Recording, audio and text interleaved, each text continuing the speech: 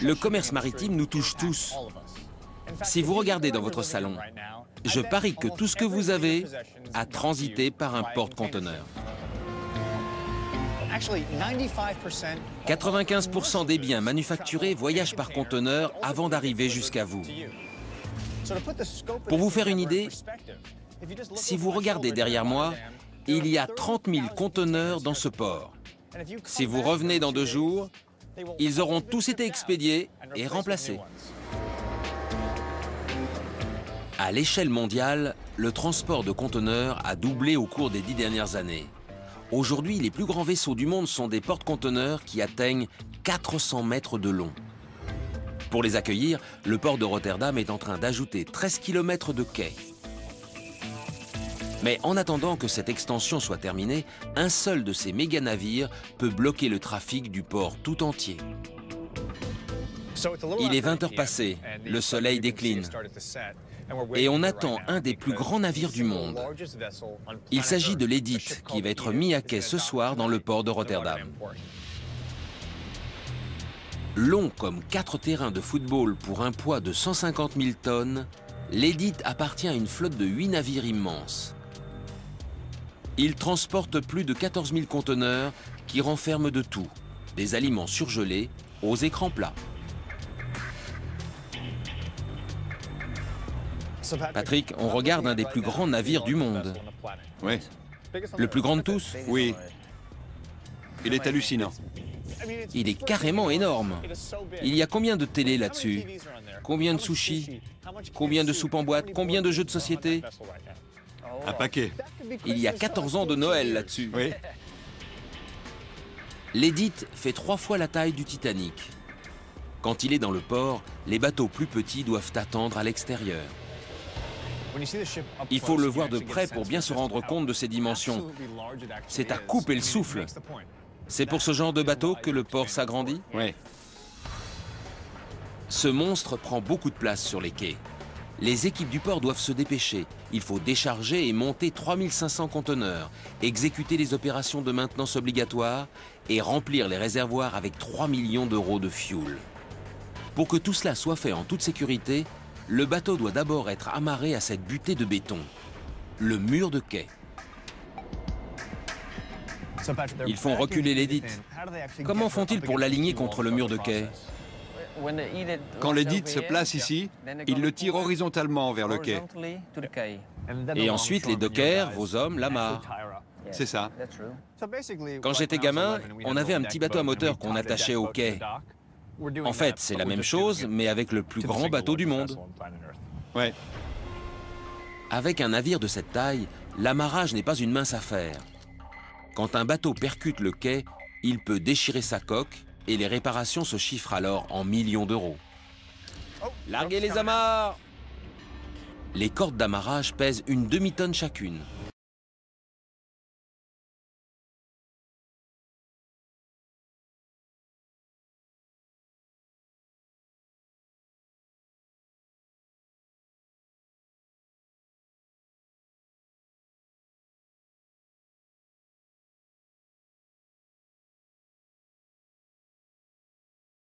Sera ici. Attention, ça vient. Et voilà, c'est fait. C'est la première d'une série de 12 cordes. 4 d'entre elles arriment le navire au quai par le milieu. Ensuite, 4 cordes de proue sont mises en place pour éviter que le bateau ne dérive vers l'arrière. Puis, 4 autres sont installées à l'arrière pour éviter qu'il avance. Enfin, un treuil installé à bord tend chacune des cordes avec 22 000 kg de force. C'est bon. Je vais finir dans l'eau, moi. C'est bon, tirez. Allez, on va ramener ça. Il faut qu'on attache ce monstre. Allez les gars, c'est bon. Viens voir papa. Oh, yes.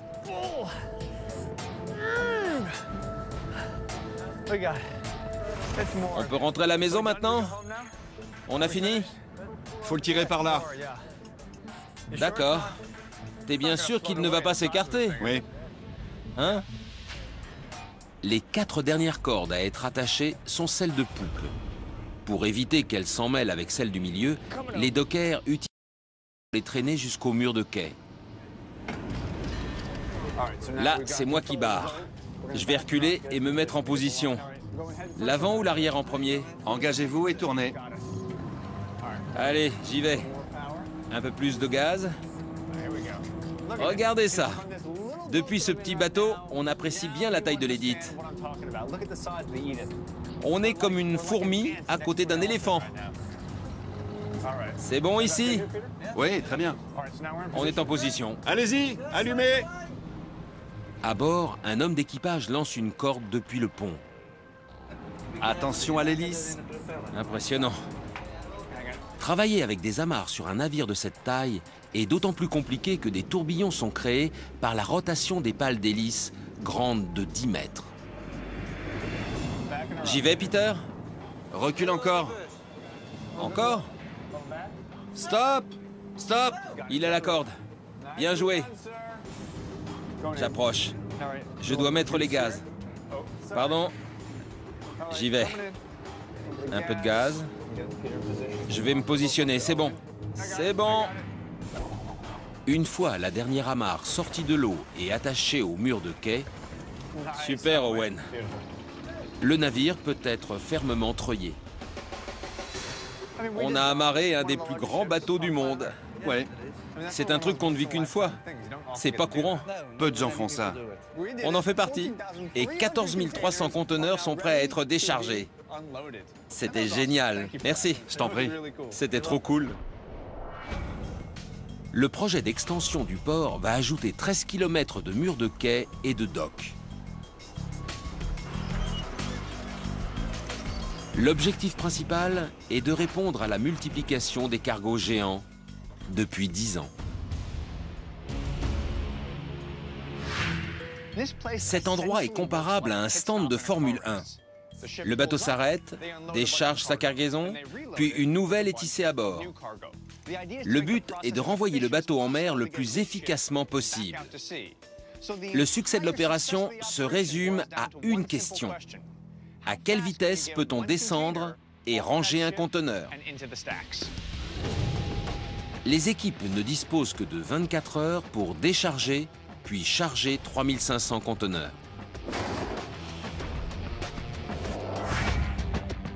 L'Edith transporte la moitié de ses 14 000 conteneurs sur le pont.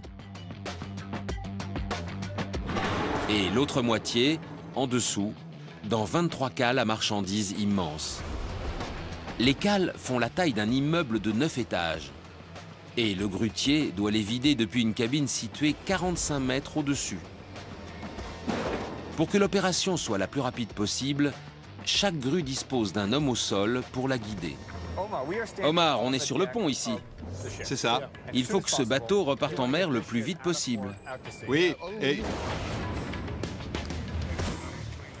C'est normal, ça? Oui, ça fait toujours comme ça. C'est quoi votre boulot? Je suis les yeux du grutier. Je suis là pour l'aider. La grue décharge le bateau avec une plateforme, le palonnier. Elle peut soulever jusqu'à 100 tonnes avec 4 pinces actionnées hydrauliquement. Oh, il a raté. En fait, il faut qu'il niche ses 4 pieds à 4 points bien précis. Ouais. Et c'est difficile de voir de là-haut. Ouais. S'il ne voit pas bien, moi je suis là. Tout est normal. Oh mon Dieu! Le grutier doit d'abord enlever l'écoutille de 30 tonnes. Omar, franchement, que de violence! Ensuite, Omar et le grutier doivent déplacer 60 conteneurs en 2 heures. La taille de ce truc! Il bloque le soleil. Donc maintenant, il faut enlever les conteneurs pour mettre les nouveaux. Oui, celui-là, Oh là là, attention! ne bougez pas. Incroyable. C'est comme quand un gros camion vous passe pile sous le nez. Exactement. Ouais. Une fois les soutes vidées, il restera 1200 conteneurs à ôter du pont avant que l'Edith puisse être rechargée et reprenne la mer. Mais pendant qu'il est à quai, il occupe 400 précieux mètres. Donc, commandant, il y a là un bateau qui occupe près de 90% du quai. Ça signifie qu'il y a d'autres bâtiments dont on ne peut pas s'occuper. Exact. Ils doivent attendre notre départ, de l'autre côté du port. En fin de compte, tout tient à une quantité limitée de murs de quai. Ouais, Et là, on l'occupe. tout à fait. En 2013, ce problème sera résolu. Quand le nouveau terminal ouvrira, il y aura 1200 mètres de murs de quai, de quoi accueillir 5 de ces méga-navires en même temps. Voici la face interne du futur port. C'est ici que les bateaux viendront s'amarrer et décharger leur cargaison. Le problème, c'est qu'on ne peut pas décharger 15 000 conteneurs sur une plage.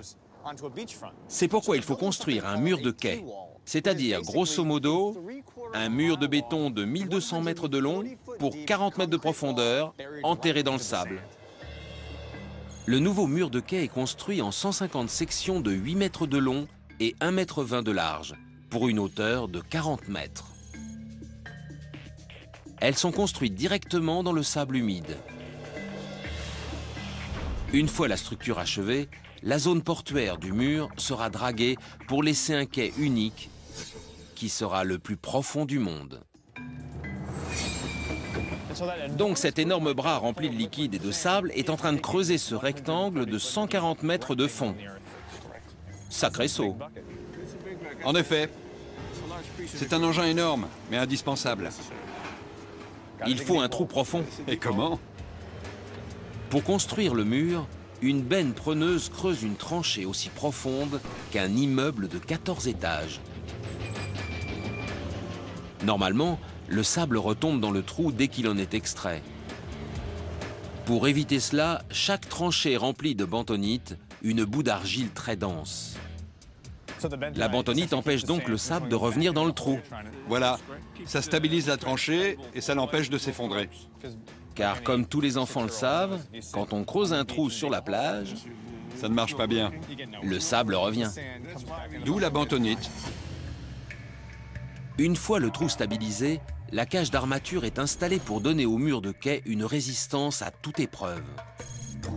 Une grue lève la cage de 17 tonnes à la verticale, puis la descend dans la tranchée. Pour que la cage tienne bien pendant le levage, tous les joints d'acier doivent être soudés. La cage est préconstruite hors site, puis livrée par camion à plateau. On a déjà vu des multitudes d'armatures, mais celle-ci est un peu différente. Généralement, les pièces sont montées une par une pour créer ce formidable treillis. Mais cette fois, toute la cage est préfabriquée et déjà soudée. Oh là, il roule. Mince, il n'a pas mis le frein. Attention! C'est bon? Ouf! Avant que la grue prenne l'armature, personne n'avait bloqué les roues. Quand la grue a soulevé la charge, le camion s'est mis à bouger. Dans le mille. Maintenant que tout est prêt et qu'il y a le poids de cet engin, on peut soulever une deuxième fois et le camion ne devrait pas bouger. C'est parti! La sécurité d'abord. Moi, c'est Danny. André. Vous êtes le grutier? Oui. Mais si vous faites des contrôles ici, qui pilote?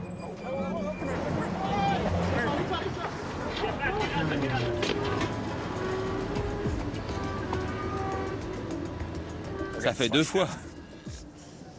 2 fois. On a déjà vu de gros levages. C'est pas le plus gros, celui-là.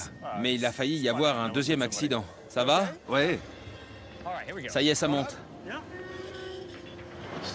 Elle monte doucement. On ne voit pas tous les jours une cage d'armature bouger d'un seul tenant. Chaque cage est constituée de centaines de segments d'acier. C'est vraiment haut. Ce premier passage à la verticale met toutes les pièces à l'épreuve. Quand les soudures ne sont pas bonnes, Elles peuvent lâcher? oui, et ça devient dangereux. C'est clair. Arrivé à 90 degrés, le grutier marque une pause.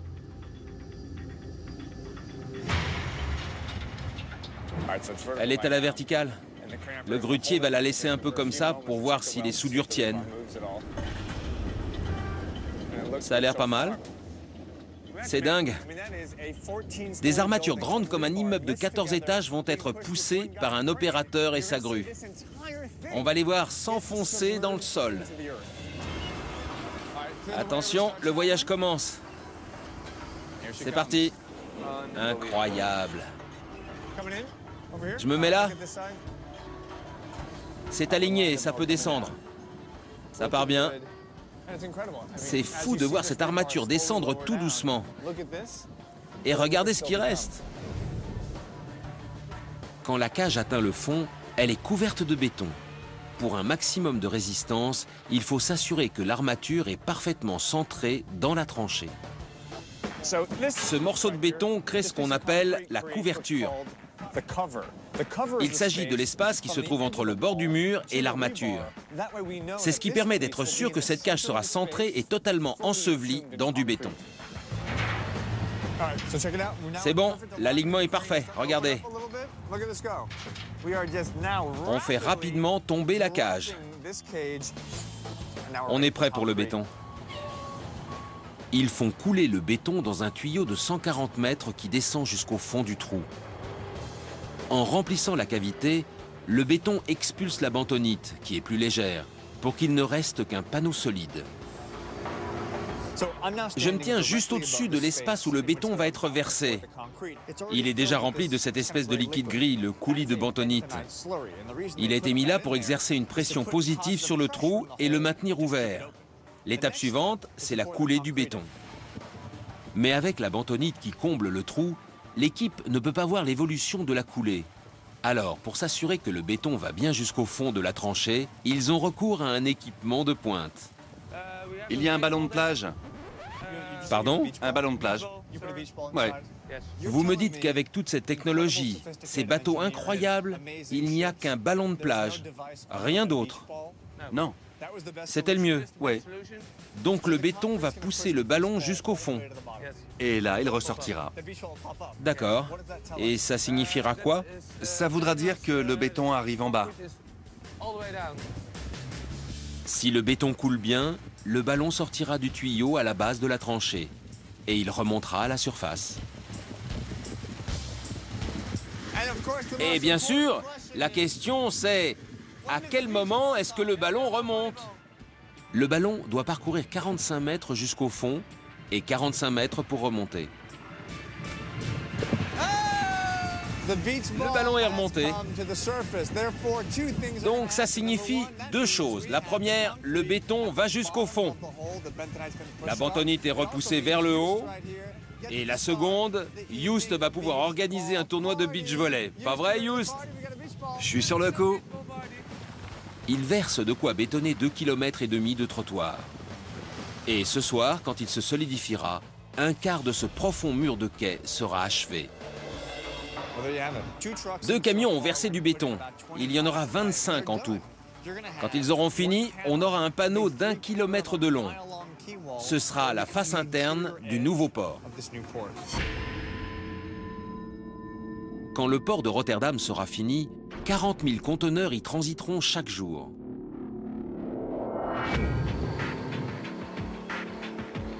Mis bout à bout, il s'étalerait sur 240 km. En attendant la fin de l'agrandissement, le port actuel doit continuer à gérer un trafic qui augmente de 10% tous les ans. Voici ce qui est au cœur de tout, un conteneur. Il fait à peu près 2,5 mètres de large, 3 mètres de haut et 12 mètres de long. Le tout pour un volume de 85 mètres cubes. Chaque année, ce terminal voit passer plus de 11 millions de ces conteneurs. Rotterdam a élaboré des procédures de chargement et de déchargement minutieusement coordonnées pour assurer la circulation des conteneurs dans le port. Ils sont ensuite transportés en Europe via un demi-million de semi-remorques, 10 000 trains et des milliers de bateaux. Derrière moi, il y a 15 000 conteneurs sur l'Edith. Leur agencement peut sembler anarchique. Du bleu ici, du rouge là, du blanc. Mais tout cela obéit à une logique basée sur la géographie. Ce groupe va à Singapour, celui-là va à Hong Kong, celui-là va en Louisiane et celui-là est pour ici, à Rotterdam. André, quand un navire accoste, il peut transporter plus de 10 000 conteneurs. Oui. Et votre travail est d'en descendre 4 000 par exemple. Mais pendant que vous vous occupez des conteneurs, le bateau ne voyage pas, il ne rapporte pas d'argent. C'est pour ça qu'il faut être rapide. Parce qu'ils doivent partir vers un autre port où ils déchargeront leurs marchandises, puis repartir vers un autre encore. Le plus vite possible.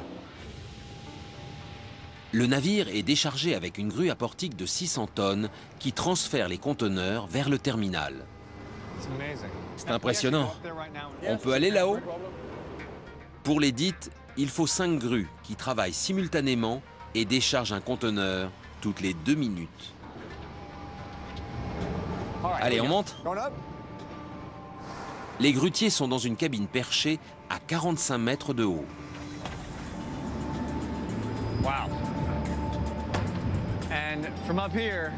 D'ici, on comprend mieux ce qui se passe. Regardez, c'est ça toute l'histoire. Des milliers et des milliers de conteneurs qui passent des bateaux à terre. Et la personne qui rend tout ça possible est ici. Cet engin est une grue à flèche pour la manipulation des navires à quai. Sa cabine glisse le long d'un bras de 65 mètres et un palonnier se trouve juste en dessous. Bonjour, moi c'est Danny. Bonjour, Peter. Enchanté. Bienvenue. Vous êtes le grutier? Oui, C'est chez vous ici? oui. Enfin, quand je travaille. Donc là, on y est. Oui. C'est votre cabine de contrôle rotative suspendue. Il se passe beaucoup de choses ici. 2 manettes, 12 boutons ici. Il y a un écran tactile, d'autres boutons, une caméra. Mais le plus souvent, on regarde en bas. Toujours en bas. Oui. C'est dingue. Peter observe son travail à travers le sol transparent de la cabine. Allez, montrez-nous ça. OK. Ça bouge vite, hein? Oui, c'est rapide. Pour commencer, il fait descendre le palonnier de la flèche avec 4 câbles de 2,5 cm pour attraper le conteneur. Peter le fait descendre. Il l'aligne et il prend le conteneur.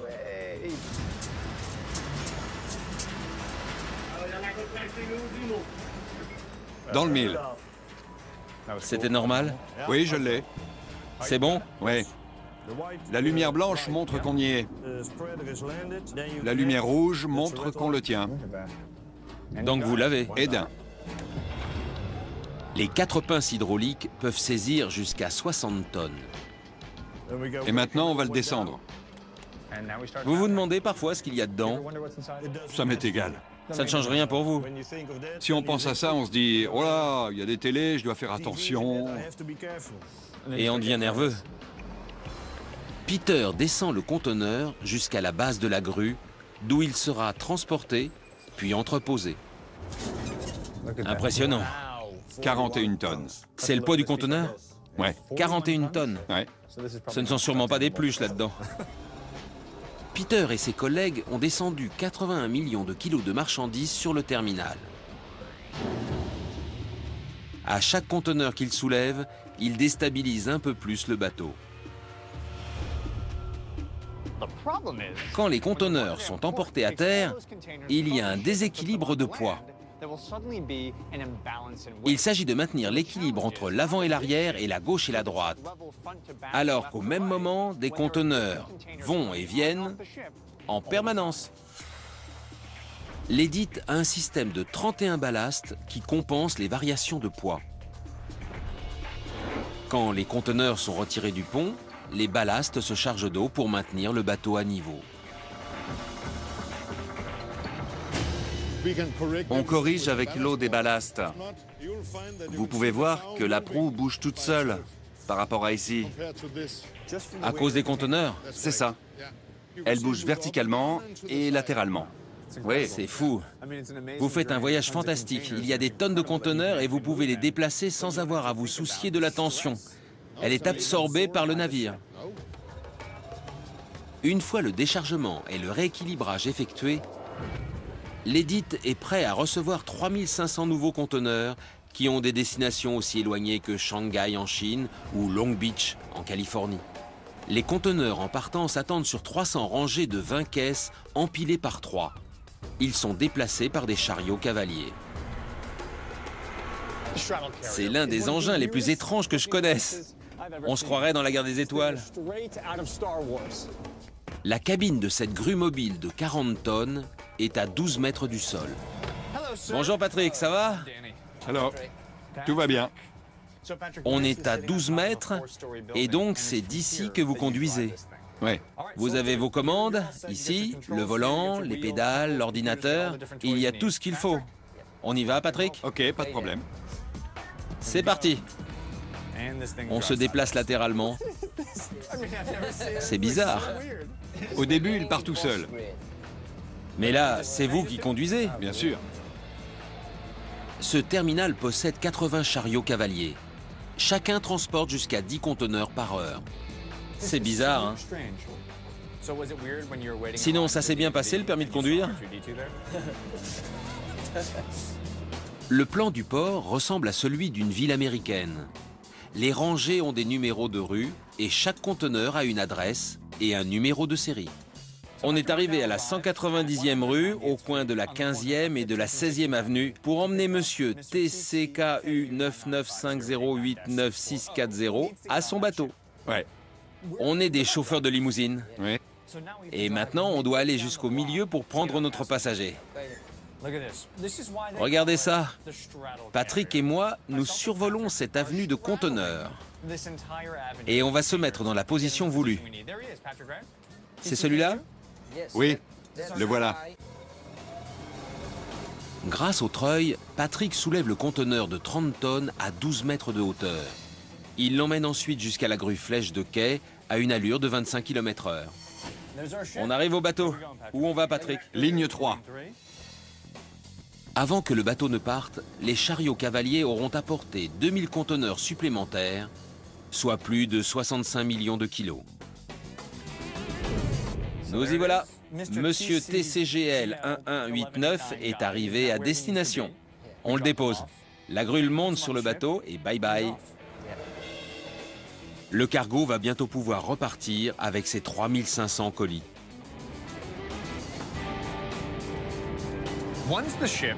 Une fois que le bateau a déchargé sa cargaison et accueilli la nouvelle, la dernière étape avant le départ est l'accorage. En gros, il s'agit de mettre une ceinture de sécurité au conteneur. Les 2000 nouveaux conteneurs doivent être fixés fermement. Des vagues de 30 mètres peuvent frapper le navire. Des conteneurs mal arrimés ont déjà basculé et déplacé tellement de poids que des bateaux presque aussi gros que l'Edith ont chaviré. Youssef, Ouais. vous êtes en charge de l'accorage. Ouais. En quoi ça consiste? J'arrime les conteneurs Pour la haute mer. pour qu'ils ne basculent pas. Tant que ces milliers de conteneurs ne seront pas arrimés, le bateau ne partira pas. Non. Il faut que tout soit nickel. Vous me montrez? Donc ça vient ici. Les conteneurs sont attachés avec des verrous tournants. On verrouille et on serre bien. Les verrous s'entrecroisent pour prévenir les mouvements latéraux et d'avant en arrière. Vous y arrivez? Je crois que j'ai compris.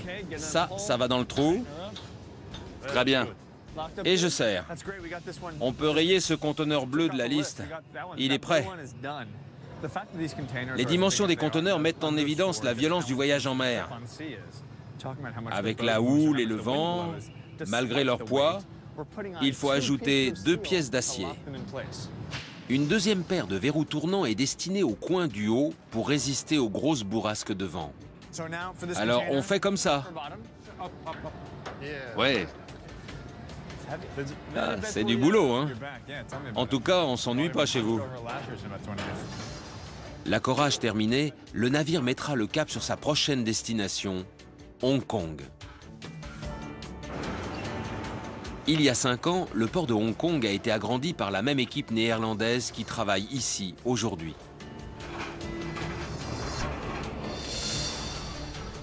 « 20% des Pays-Bas sont au-dessous du niveau de la mer.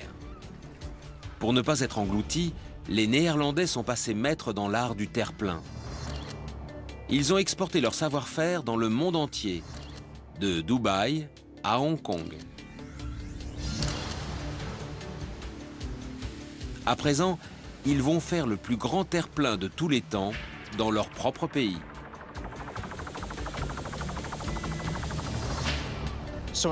Les Néerlandais sont leaders pour la création de terre.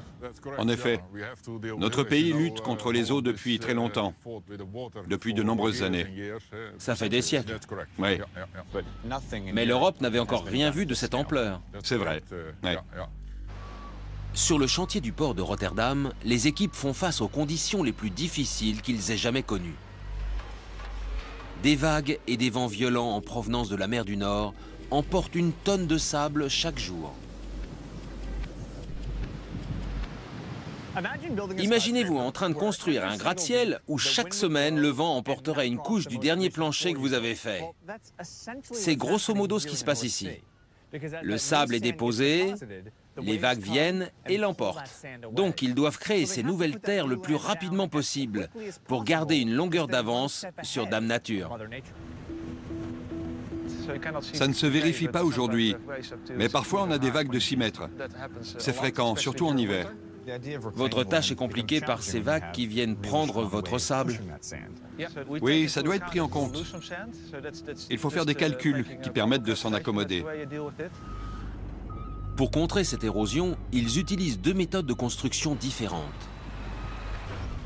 À la lisière de la nouvelle péninsule, les navires de dragage déposent du sable jusqu'à 2 km au loin avec un canon à haute pression. Ensuite, des tuyaux d'acier de 9 mètres sont mis bout à bout. Ils peuvent pomper du sable sur 1,5 km en moins de 20 secondes.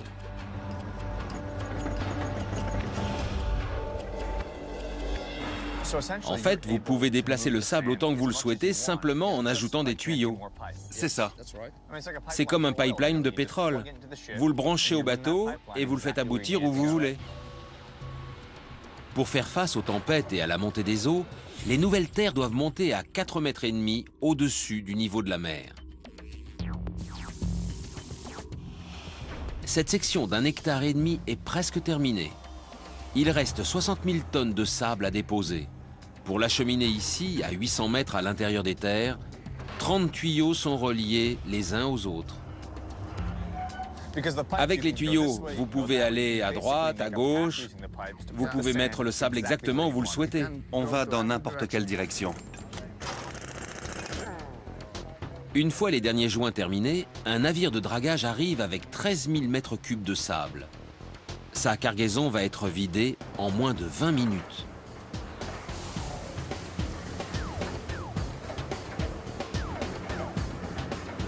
Regardez ça, on dirait un gros cordon ombilical orange.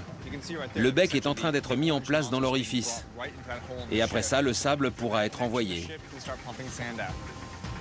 Il remonte doucement. Et ça y est. Pour vous faire une idée de la vitesse, le bateau s'est arrêté il y a 1 minute. Le bec orange est en place et dans 2 minutes, on va commencer à entendre le sable en train de passer. Seul, le sable est trop épais et trop lourd pour être pompé. Pour le bouger, il faut de l'eau, à peu près à volume égal. Le résultat est une boue qui sera propulsée dans les tuyaux avec une force de 5 tonnes au mètre carré.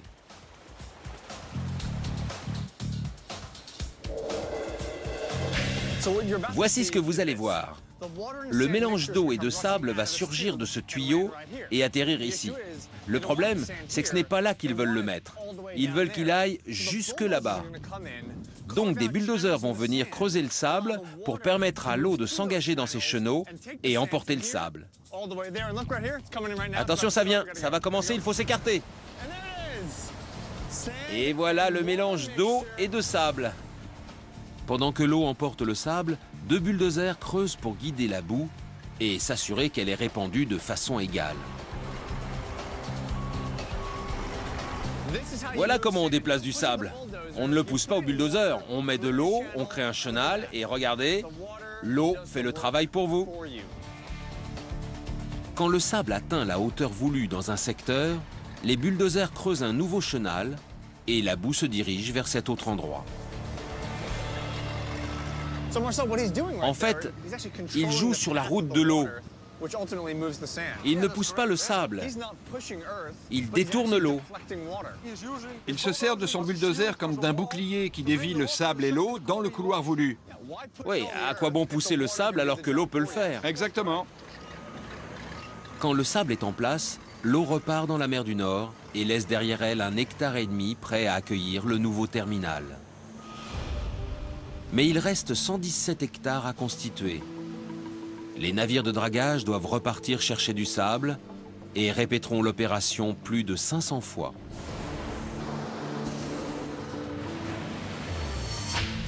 Vous avez réussi à exporter ce savoir-faire et cette technologie néerlandaise à travers